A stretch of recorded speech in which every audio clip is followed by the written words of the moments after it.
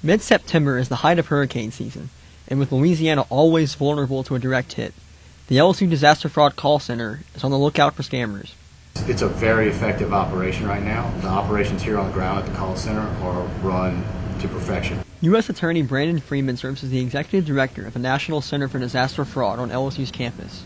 The call center was established after the catastrophic impact of Hurricane Katrina in 2005.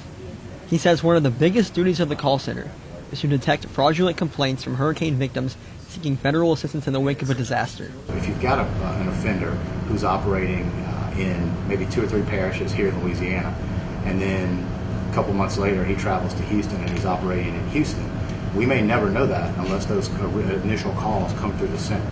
Freeman says the call center began receiving complaints days before Hurricane Florence made landfall last weekend, wreaking havoc across the Carolinas. If the center receives a complaint, it will review the call for deconfliction and refer it to the appropriate law enforcement agency.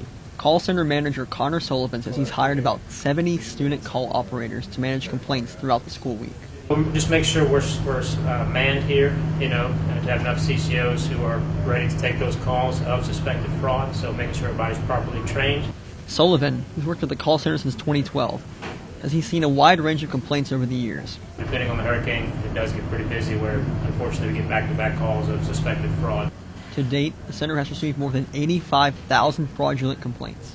Freeman says the best way to handle the sheer number of hoaxes is to have his students fully trained. The most important thing for the center is to have those operators here 24 hours a day, 7 days a week, prepared to take those calls.